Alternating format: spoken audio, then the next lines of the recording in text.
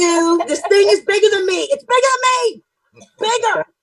I got you. Bigger than you. That's why I have help. See, I need help. Lots of help. Very nice. Very, very nice. Everybody can share the joy. Sam, Naughty You Rock. broke up.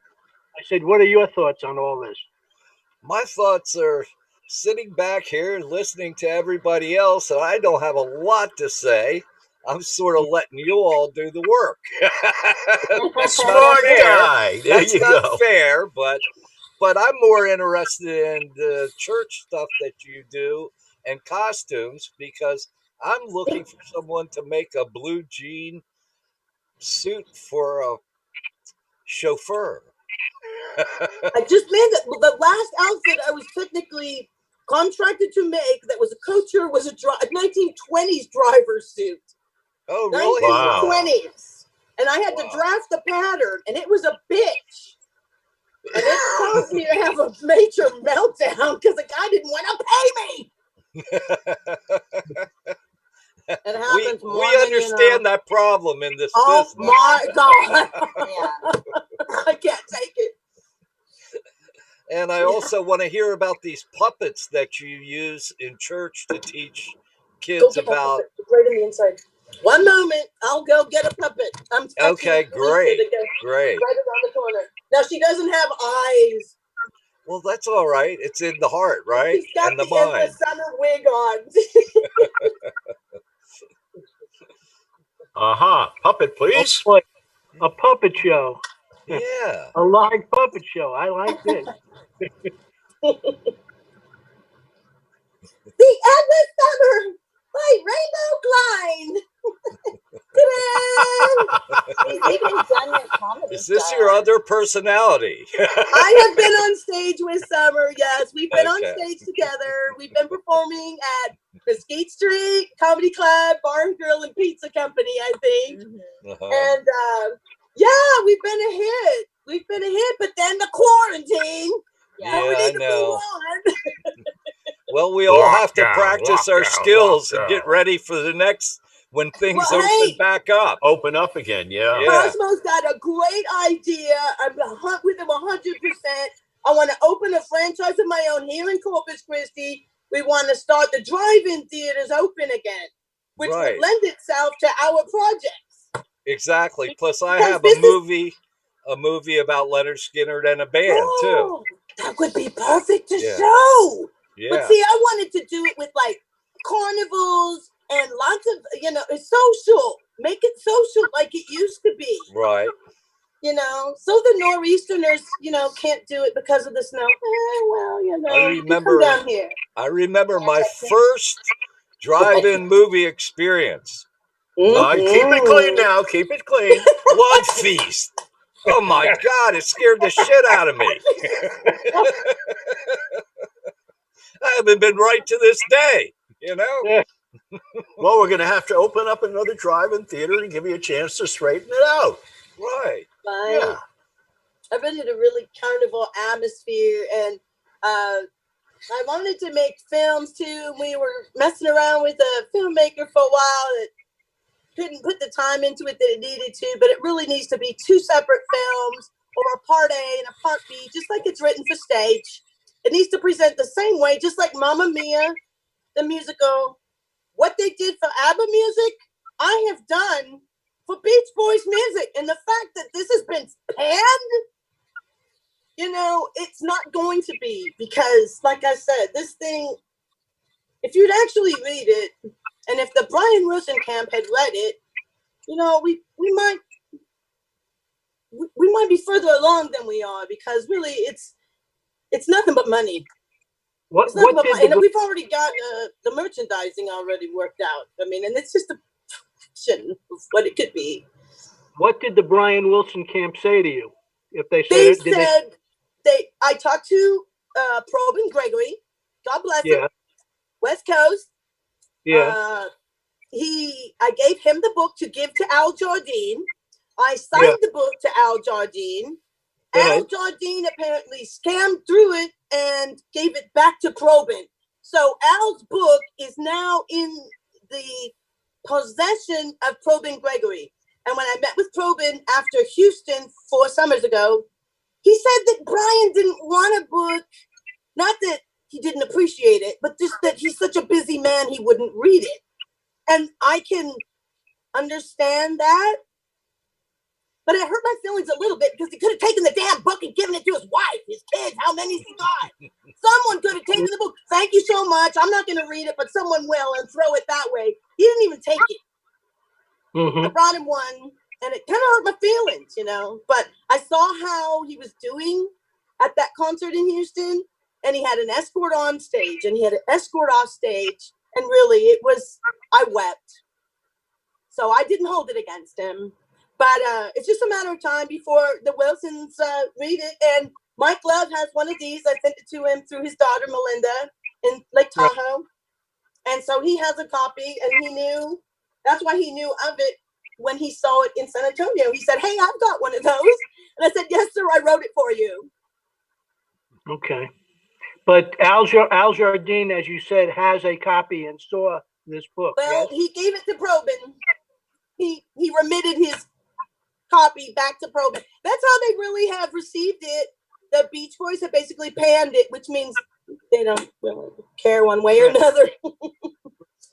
I have a close friend in that camp, in the Al Jardine camp. Oh, I will see what the story is with him to take a look. I'm going to give them a call, and I'll see what I can possibly find out. I don't know. That would be wonderful. Okay. I really don't know if he read it or not. From what Probin said in a Facebook message text, he skimmed through it and handed it back. Okay. Take that for what it is. I don't know if he even knew what he was holding or how long or hard or emotionally laborious this was. It came from a pit of depression. My husband thought I was dying, okay, of depression. I was willing myself to die. The Beach Boys music saved my life. And Carl Wilson's album saved my life after a divorce previously. The Beach Boys music has underscored my childhood, saved my life after a divorce, and saved my life just recently. 2010. It took me till 2014. 4 years of listening to the albums, all the albums, listening. Deciding, is this the song that Sandy sings? No, Danny doesn't sing this. Dave sings this. You know, listening to what they wrote. What they did it. I was just trying to present it in a cohesive manner, and I think I've done that. Yeah. Okay. I'm dying to read your book. I feel that I haven't read it, but I'd love to read it. I'm a big way back, but as I said, I was lucky enough to work with them and Chicago simultaneously. Wow. In one concert. I worked with them both. And excellent musicians, all of them. Chicago, yeah. Yeah, they could actually play their instruments and sing those harmonies. Right. Yes. Which is lost today. No one knows and what that's harmony I'm trying to bring it back. Right. I'm trying to bring it back. This has to live on Broadway. It has to. More than 90 days. I'm a big fan. Huh? Have you tried off Broadway by any chance with this? Off Broadway will work. Off Broadway, fine. Cosmo, fine. Set it up. Okay. You know, because once it goes off Broadway and it becomes a Tony Award-winning hit, they'll move it. They'll move it. They'll say, you're out. You're closed. This is going on Broadway. Mm-hmm. I know. I'm not. Felicia read it. We got a fan club. It's small. Well, but fan club. And different generation. I'm a totally different generation too, and I can appreciate it. And I'm an '80s kid. They had but one thing I think we all have to agree on that the music of the Beach Boys is timeless. It's going to go on long time after we're gone, and our children are gone, and our godchildren are gone. It'll still be here. To me, Brian Wilson is the Beethoven of rock and roll. Me too. Absolutely. Yeah. When it comes to harmony music, which I love and have since I've been a child, the Beach Boys are there. I mean, they're, the Beach Boys are kind of like the American Rolling Stones, if you will. How many guys have been around for 50 years and can still hold their instruments and play them and hold the harmonies? Right. Yeah. True. Well, they had to hire a few ringers, and God bless. Shout out to Jeffrey Foskett, who just had a diagnosis of throat cancer. God, what a rough way to go when and he's the high whaler, if you don't know, for the Mike Love camp, I think. Yeah, he's the high whaler. He took Brian Wilson's part. Oh yeah, Cosmo, you can't see it. Can't see you, Cosmo. Here I am. Sit up. Sit up. Hey, I'm moving so I get better light. The closer I get, the better the light is. There you go.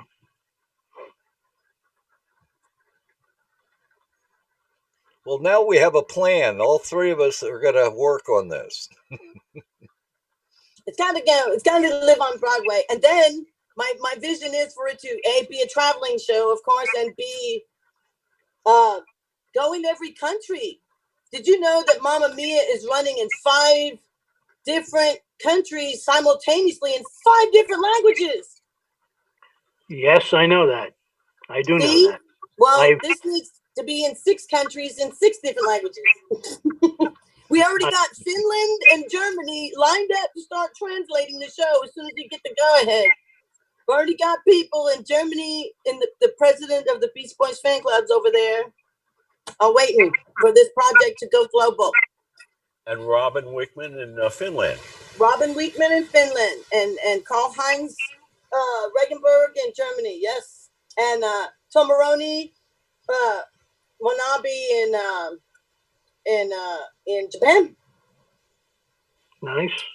Yeah. If it goes wonderful, it'll be international all over the place. I know, right? Yeah. Very good. I want the films to travel around, maybe make a TV special or something, and then run them around to the Alamo houses, with a little mini carnival where it's a real summer surfing safari. Because that's what it's all about, summer surfing safari. Uh-huh. I think we need to do an advertisement with the puppets in your voice and get more fans of the book. Great idea. Great idea. Great marketing idea.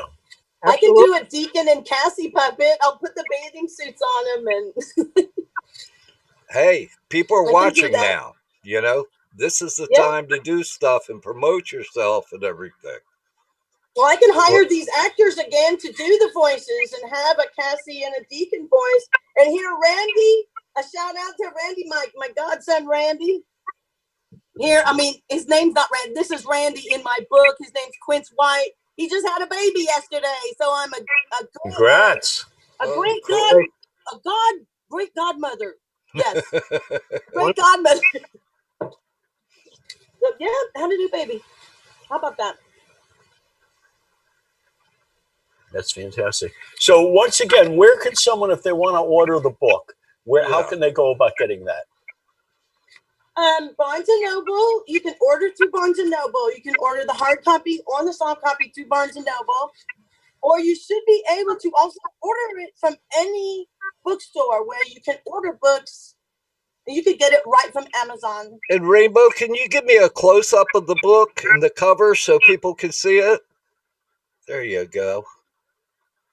The Endless Summer. And the car's name is Darlene. It's probably backwards, huh? Yeah. No, it isn't. Actually, it isn't. Oh, well, that's good. It's backwards on mine, but the car's name is Darlene. Here's part of the love triangles right here. Deacon, Cassie, and Darlene, his car. You know how the love affair between a man and his car is, right? Oh, yeah. Well, you're going to be heartbroken when you read this. I'm sorry. Did I laugh out loud just now?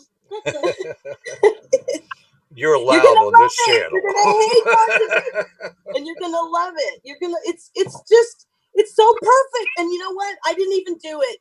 I just listened to the music, and I didn't want the girls to do too much talking. So On the stage show, the girls have more lines because the boys are all singing. See, I kind of tried to I tried to even it out because I knew a lot of people were going to balk. And I knew, and I told Cosmo, people are going to be going, why did you do it like this? Why did you do it like that? Well, where were you 4 years ago when I was trying to figure this shit out? You were nowhere. That's where you were. Me and Cosmo were here hacking it out. Not you. Nowhere. Cute. So, yes, it's an ongoing process to try and win people to the production team. Some people just don't think they've got the chops to chop on board, and I understand that. It's big. We don't want no poser chumps on board the ES Express, or what will soon be the SSS Express on Facebook. Just for those of you who want to be a part of the group, I'll let you know. And do you have a Facebook page about the book and you? I do have Endless Summer Facebook page, yes. Okay. We want our fans to follow the channel, and you need to send us stuff so we can all share it and get you more fans. Yes, thank you. That's what we're doing now.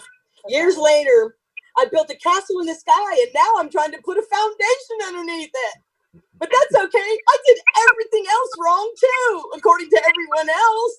But guess what? I done did it. Is this available as an audio book as well? I would love to have put this out on audiobook by now. And we had certain people in the camp that were supposed to help with that. Larry Castle. But they kind of jaked out. So we don't have that as I would love to do that. But my idea as well is not to just have one person reading it, la la la la la la. I want the characters, like a voiceover. Yes, to be represented, because I've heard audiobooks and I love them. They're great. I heard The Hunger Games on an audiobook. It was fabulous. But the one woman trying to read all the guys' voices, and then she tries to make another guy's voice, and then she tries to make another guy's voice. No. It didn't work. Yeah, it's just more entertaining. I think it would be far more entertaining to have me narrate the book. Right. And have others act in the book. Yeah, that would be cool. I would love to do that. That's on the list. Yeah. Can this book also have an audio, if you're like leading into a song, you could have someone sing part of that song in this audio book? Soundtrack would be a great, it would have to be at least a double CD to accommodate all the songs. Okay. But yeah, that would also be fabulous, which means I'm actually looking forward to getting an EGOT, which is an Emmy, a Grammy, an Oscar, and a Tony. And we'll get the Grammy for the audiobooks.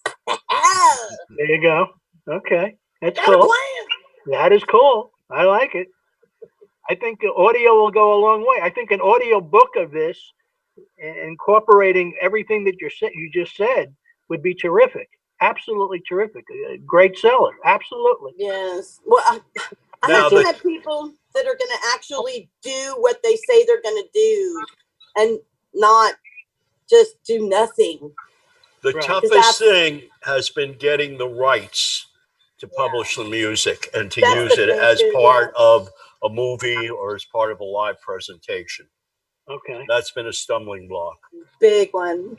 Okay, but you have two families involved. You have Brian Wilson and you have Mike Love. Yeah. It's complicated. I know. Mike Stickler. I understand that. I mean, I know the man too. I met him many times, but I'm just saying you're making a great statement for the Beach Boys, and that is the product, the Beach Boys. Yes. Yes.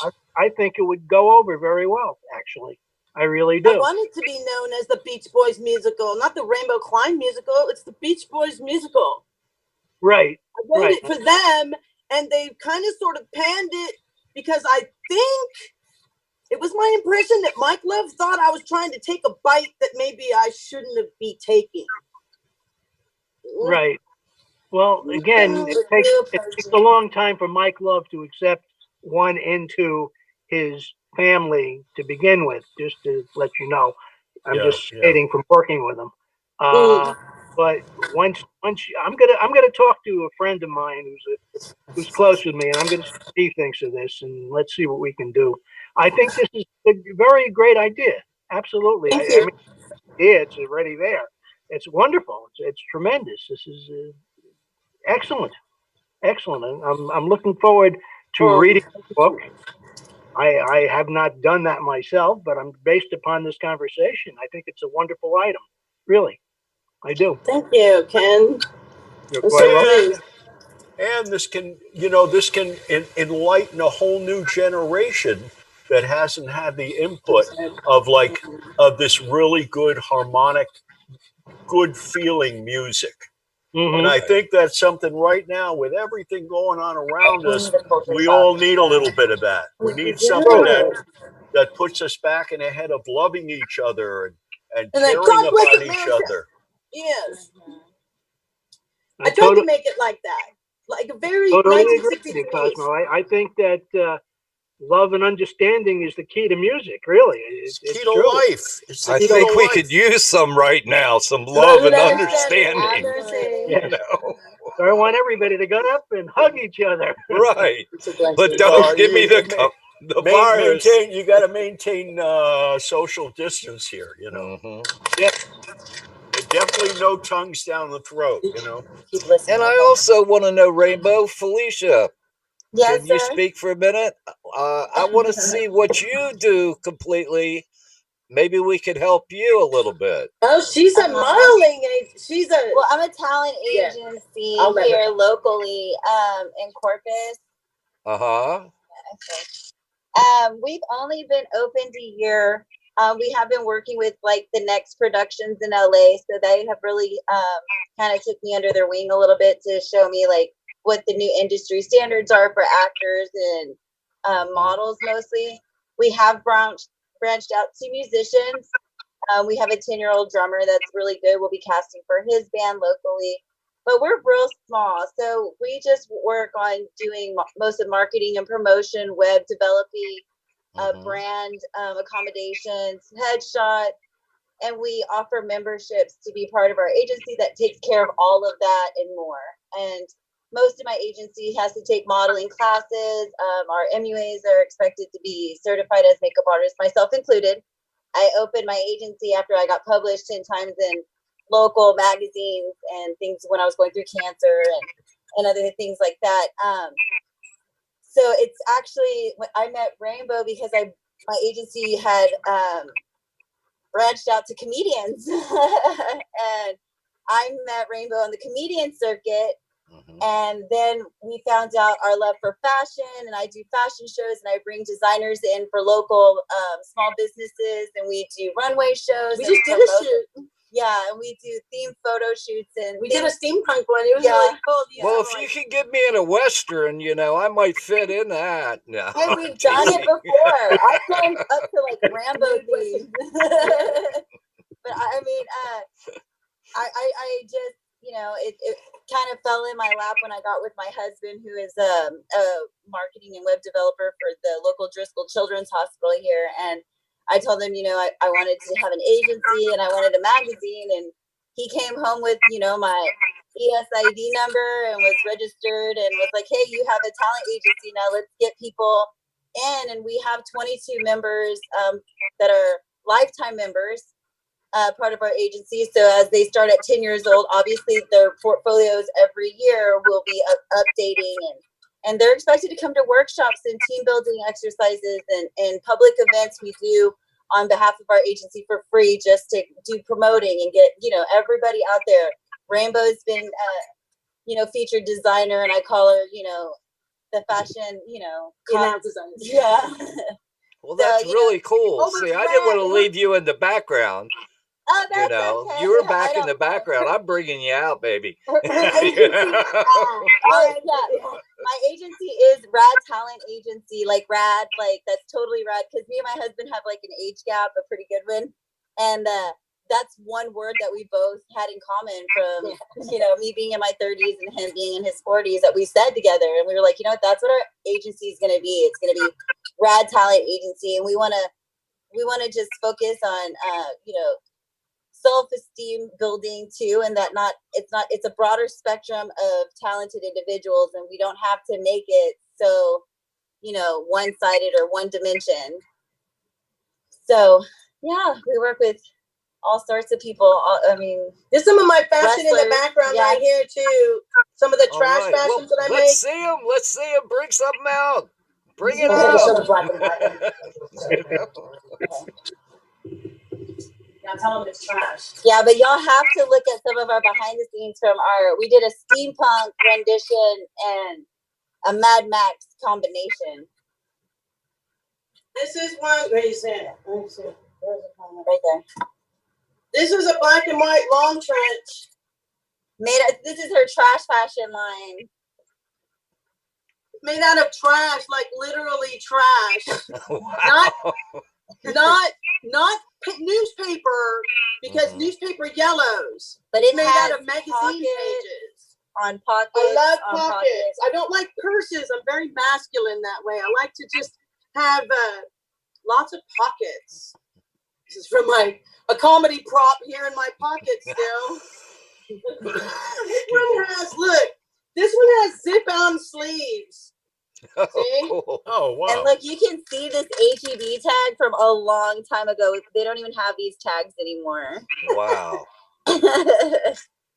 It's interesting, right? But so our love of designing has come in handy. So we've done 2 photo shoots recently that are going to be magazine submissions that are open submissions, so that we can keep building our models portfolio with experience.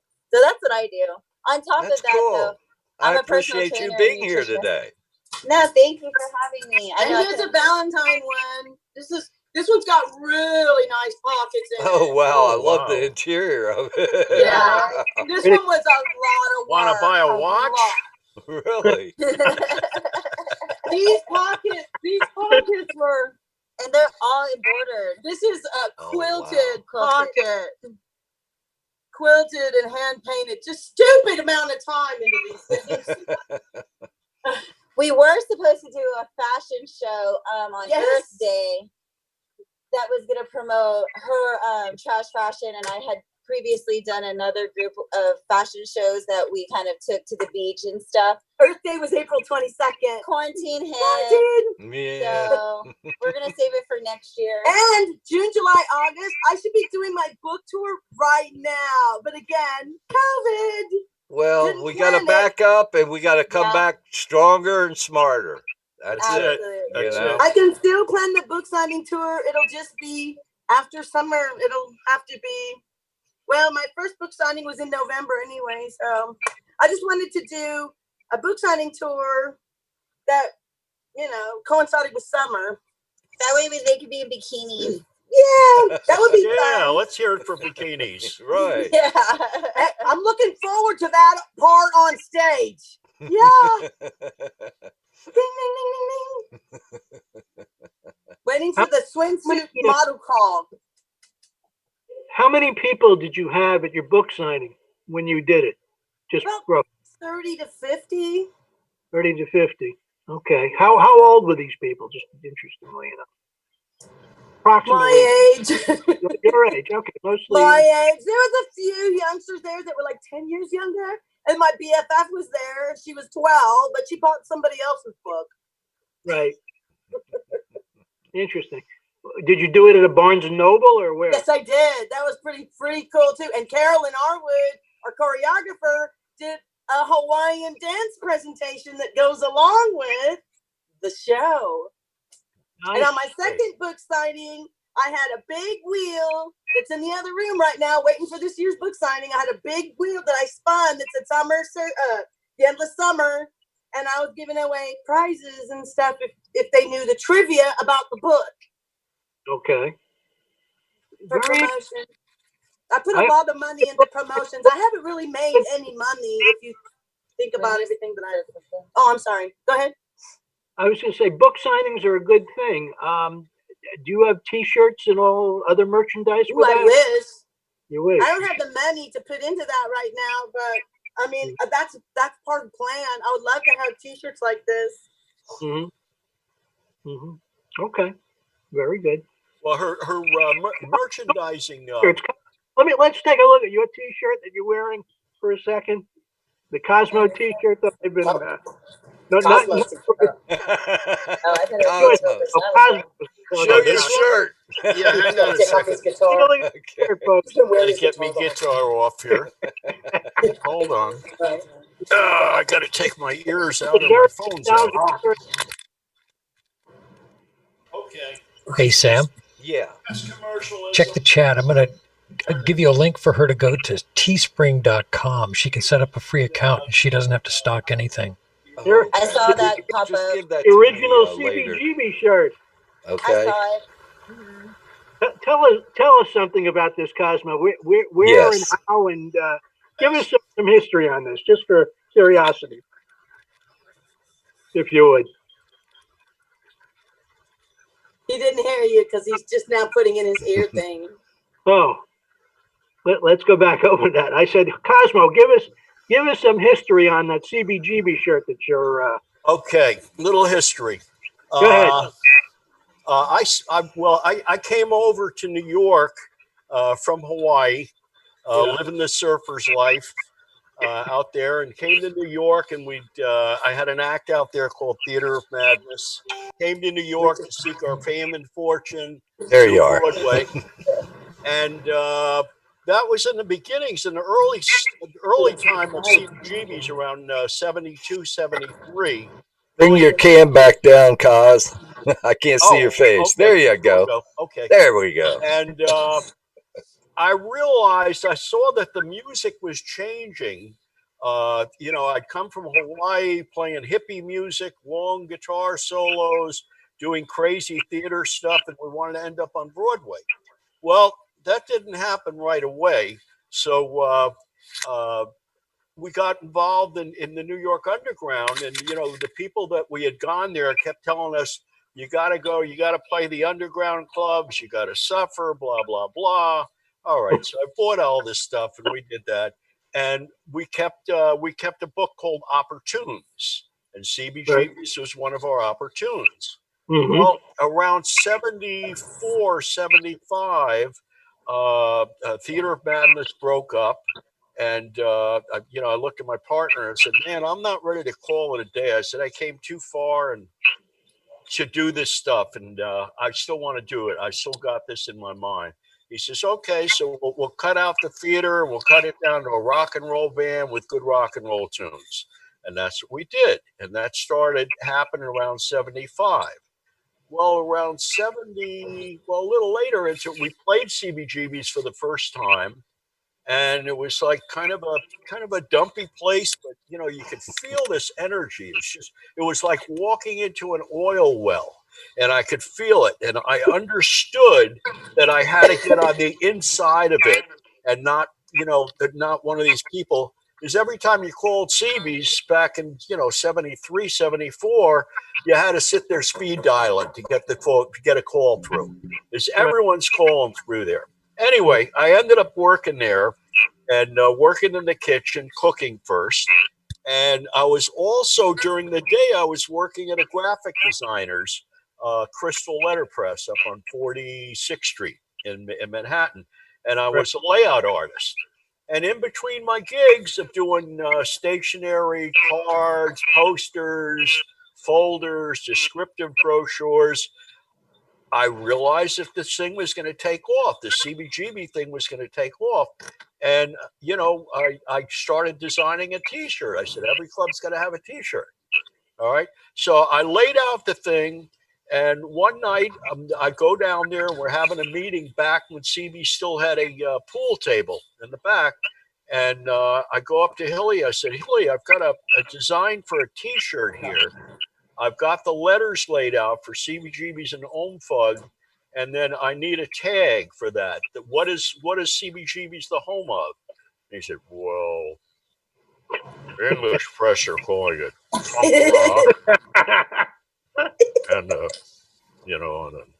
it's kind of underground rock. These kids come in here, they got ripped jeans, and they got gaffer tape holding their guitars together. So it's the home of underground rock. Then the next day Home I of went back, underground rock. I went to work Other. and I put in the tagline, the home of underground rock. And I started running, running copies of it. I still have the original first copy, and I still have the original artwork from '76. But anyway, I brought the thing in, and then Hilly liked it. We never really went to contract to it, so it was not a work made for hire. It was mine. Anyway, I started doing that, and right around that time, there was a magazine that had just opened up. A guy named John Holmstrong and Legs McNeil opened up a magazine that was announcing the scene. It was called Punk Magazine. So I figured I was selling clothes in flea markets. I said, well, you got to advertise if you want anyone to come out. So I said, what's it cost to run an ad for your thing? He said, I don't know, it's like 20, $30 for an ad. I said, okay, let's do a couple of ads. So I put an ad in it for Uncle Mo's jeans, which was me, Cosmo, Uncle Mo. I get it. And I put in on the same thing, I put the CBGB t-shirt. All right, that was it. And like I said, nothing really happened with it. I made the thing, and Hilly decided he was gonna print some copies. He did. Nothing really happened with the shirt until about 2000, when Lisa got married. Lisa Crystal's Hilly's daughter, married a fellow named Gare from the Netherlands, and Gare was really, really smart with marketing. And he hooked Hilly up with Women's Wear Daily and stuff like that. Earlier, though, I had some friends that were publishers that did the National Music and Sound Show and the National Fashion Boutique Show. And I used to go there to shop for stage gear and look at stuff. And I met a guy there, still a very, very good friend of mine, Michael T-Shirts, who was opening up a new company called Michael T-Shirts. And he invented something called Diamond Dust, which became one of the biggest T-shirt labels in the world. Anyway, he turned me on to this guy, Bruce Coster. I manufactured my shirt and put some stuff out. And at that point also, I realized that fashion and rock were crossing over, and that the place to be, besides being music, was also in putting fashion and new culture together. And that's why I put the T-shirt together. And when I met the fellow that actually I got involved in it, a fellow named Bruce Coster, who owned a company called Gandalf the Wizard in Royal Oak, Michigan. And he was already making stage gear for people like Cameo, Magic Dick, Boston bands. So he had the same mind I had, and I said to him, I'm in the middle of a scene that's ready to bust wide open at the seams. I said, there's new stars coming up, and I'm in the middle of it. I'm the lighting designer for all these people. So I said, what they need good costumes and good stage gear. And I said to Coster, I said, if I could bring you a band, are you in a position to put out some money and put out some goods to get the goods out further? And he said, well, what kind of bands? I said, there's bands you haven't heard of. I said, but I'm going to go back. If it's okay with you, I'll take your catalog back to the club, and I'll come back tomorrow and I'll bring you a band. Well, I go back that night, and Chris and Debbie from Blondie are there. And I thought, what better than a beautiful woman that's really a great front person and a great band to represent this line? And I asked the Blondies, I said, if I could bring you some nice stage gear, I said, take a look at these catalogs, pick what you'd like, and I can get this guy to make them for you. Well, as it turned out, they all picked their stuff. I went back to the show, gave them the stuff, and Coster ran the coats. Well, they were getting ready to do their first tour. They went to Holland, they went to Europe, and all the fashion people picked up on her, that she was model. She had the look. She had the great band, great music. I got them the coats. They went out their first year. They played a club in Holland. They were on stage. While they were on stage, they left their jackets in the dressing room. They got stolen. I get a call from their manager, Peter Leeds. Cosmo, you wouldn't believe the kids are on stage and they're playing, and someone walked in and stole a thing. Can you get your guy to make us more coats? The band is breaking out. They're breaking out. They're in all the big fashion magazines. Well, unfortunately, the guy I went to had financial problems at that point and said, I owe these leather guys money. If I try to get more goods from them, they'll come and break my knees. I said, well, we don't want that. That's not very fashionable. So anyway, that was the story. That's how the CBGB shirt came about. Not very fashionable. You know, Someday I'll write him a serial drama that we'll put on Netflix or whoever will pick us up about CBGBs and all the crazy crap that went on back then. everybody's rocking on the Bowery. That's all I can say. I mean, look at the Tiger King. Look at that. Yeah, Have you looked at yeah. that? Oh my God. You know? And the lady's getting his property back. She's going to be awarded his property. Wow. That's insane. Sounds like a gig for OJ. Yeah. Oh, dear. Yeah. Getting property back. Wonderful stories here. Wonderful stories. Anyway, if you get the book, This Ain't No Disco, The Story of CBGBs, I've got a bunch of interviews in that. That was published by Roman Kozak, who at that time was the rock writer and editor for Billboard. Okay. So it's an interesting book. It got made into a movie. Well, you know, the CBGB movie, and I contributed to some of the storyline and stuff. Mm-hmm. Nice. Nice. Yeah. And Cuz, let's talk about a couple different other things you've done over the years. Nothing by the way, everybody wish him happy birthday. Yesterday was his birthday. Oh, thank you. Happy birthday to you. It's great. Still here and kicking, you know, and loving it. So what would you like to talk about? Oh, just some of the other things that you've done in your life, man. You're amazing. I mean, we could stay on here for 24 hours and tell stories. Not stories, truth. You know, some people think it's stories, you know.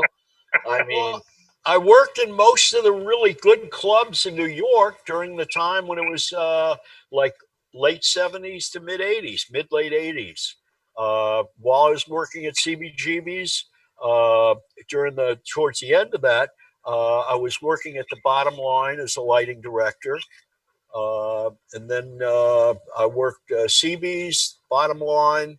And then in 80, a friend of mine, George Okamelski, was telling me about a new room that's getting ready to open up, and they needed a lighting guy. I said, well, I do lighting. You know, I've been known to do that. He says, that's why I want to recommend you. He introduced me to a guy named Jerry Brandt. Jerry Brandt was one of the big promoters in New York that was involved with all sorts of clubs. I think was involved in the beginnings of William Morris of opening up the rock and roll division. Anyway, I worked there for 2 years as lighting director. Worked with all the big bands, Europe bands that were coming over as they came over. Got to work with lots of them. The UK Squeeze, the Pretenders, the Police did their first American show. Wow. All the bands that came into CBGB's, I did all their lighting. You know, the first big band that came over was the Police, and I did their show. And it was very funny because that afternoon I was up at A&M Records, who signed Police, and I was trying to get my act signed, a band called Star Tune. And they said, by the way, we're going to be down there tonight with an act called the Police. I said, I'll see you down there because I'm doing their lighting. You know, they came in when they did their when they came in from Europe.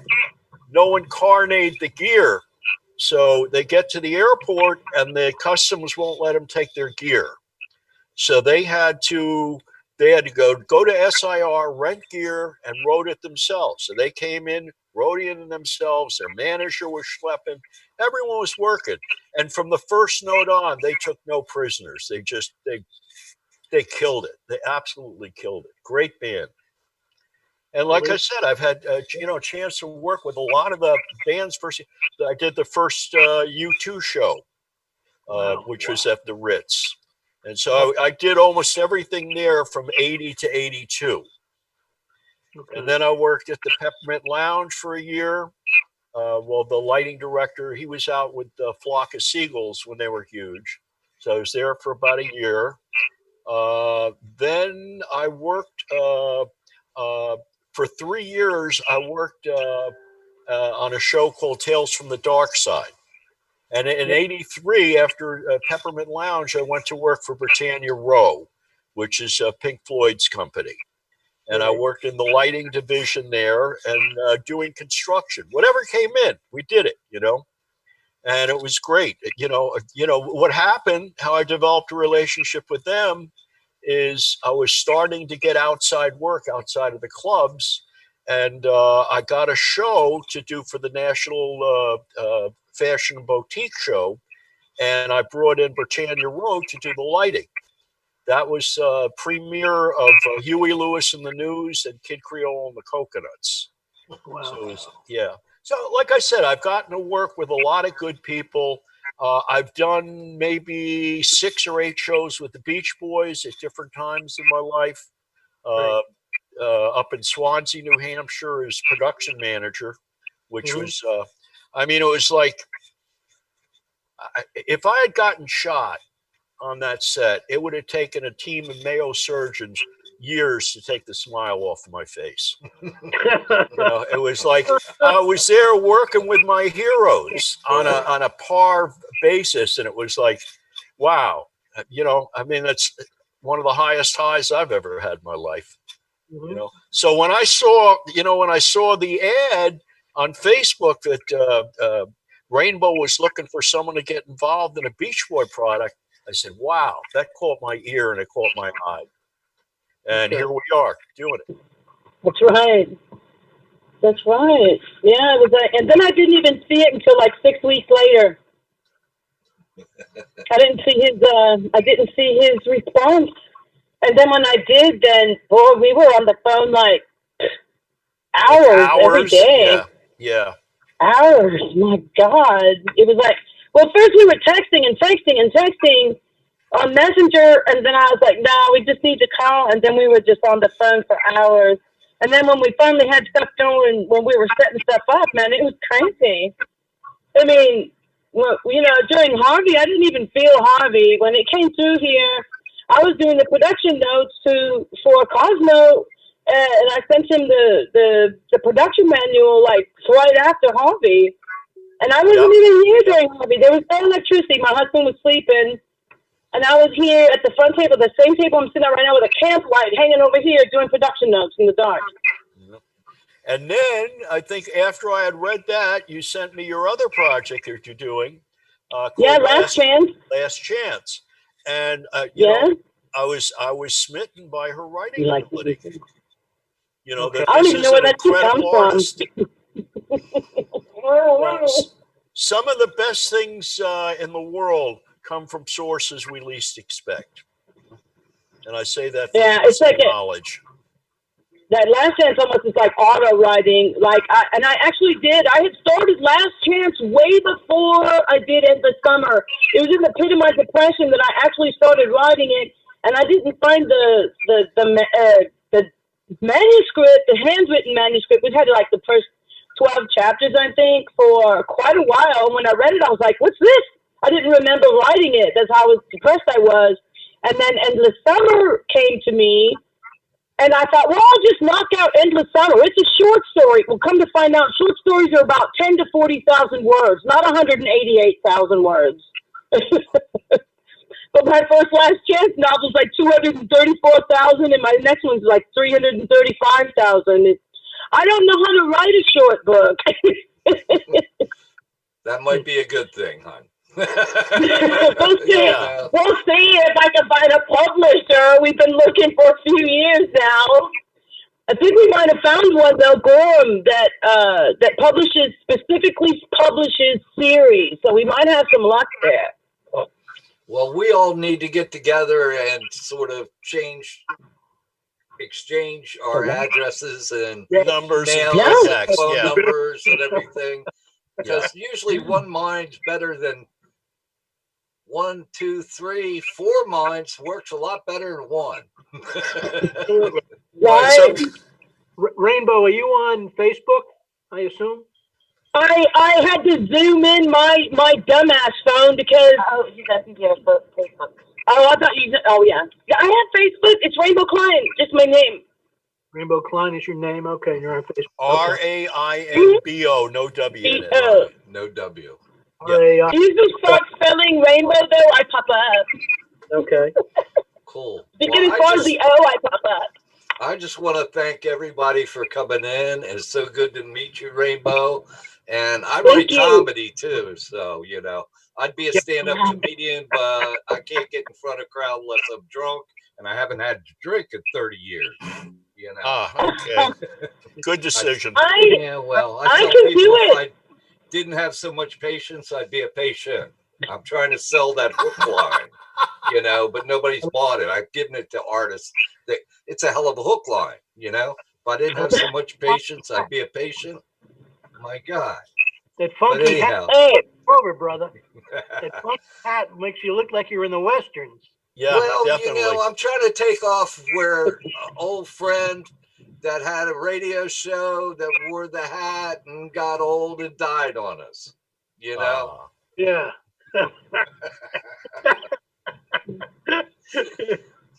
Well, I'm just a character, But I want to thank everybody for being here, and I'm sure the public will see us a lot more, and I've got plans to do other stuff with musicians.